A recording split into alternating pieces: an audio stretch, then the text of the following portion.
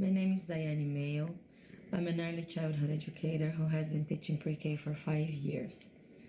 This year, I have developed an action plan to help my ELL pre-K students learn new English vocabulary words more effectively.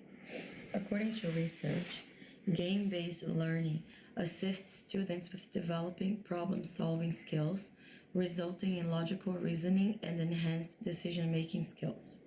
Furthermore, many researchers have used various language games to show its effects on learners' knowledge, competency, and motivation in learning a language, focusing on different targeted language areas and skills such as grammar. This school year, I faced a unique challenge, teaching English to a classroom filled with mostly non-English speaking students. In past years, when only a small minority of students did not speak English, peer interaction with native English speakers accelerated their English learning acquisition and minimized my need to target this issue directly. Unfortunately, when the majority of students all speak the same foreign language, in this case Spanish, they have no pressing need to learn English to communicate with their peers. To solve this problem, I have turned to multimodal games. My action plan addresses the following question.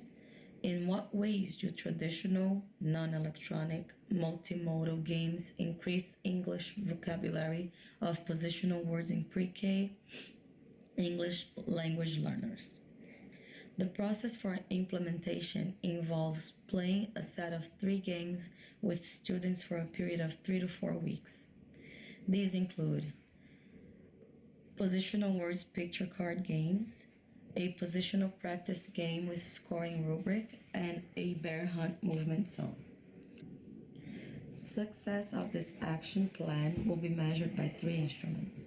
The first is a progress chart that progresses through 9 levels. Each level represents a different category of English positional words, which increase in conceptual difficulty as the levels increase. The second instrument will be a word recognition tracker that will test students' knowledge of words when they hear them spoken aloud. If the students can perform the corresponding action, they will prove they know the meaning of each word. The third instrument will be the inverse. Students will see an action and have to say aloud the corresponding vocabulary word. My data revealed that language acquisition does require time and frequent repetition. In the first 2 weeks, the only students who showed significant progress were the native English-speaking students. When I continued into a 3rd week, however, the ELL students started to show improvement. By the 4th week, most of the students scored at least a 2 on the scoring rubric, meaning they have mastered the first set of English positional vocabulary words. When the ELL subgroup is compared to the English-speaking subgroup, both groups showed notable progress. The English speakers learned more words, but both groups increased their vocabulary. To carry out my action plan, several stakeholders will play important roles. First, there is me, the teacher researcher. My job is to design, execute, analyze, revise, and retest my research study. Second are my students. Their role is to participate in the research study and to be evaluated for any progress made. Third are the parents of my students. Their role is to give permission for the study to be performed on their children, as they are also heavily invested in their children's academic success. Fourth are my administrators. Their role is to allow me to conduct the research study within their school and provide any supplies or support that I need. My initial research study gave me insight into how my theory of action worked in real life. My first task is to prepare to implement my action plan. I need to clearly identify how each game will be played and what resources I will need.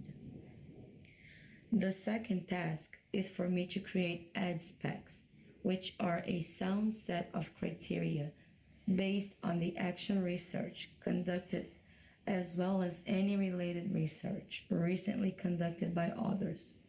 This task will be completed in 2 to 4 weeks after completing the first task.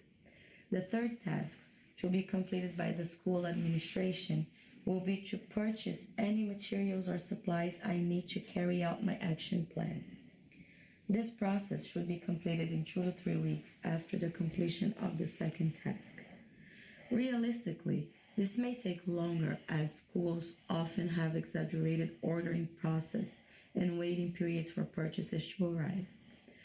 The fourth task is to obtain permission from the parents to include their children in this ongoing study.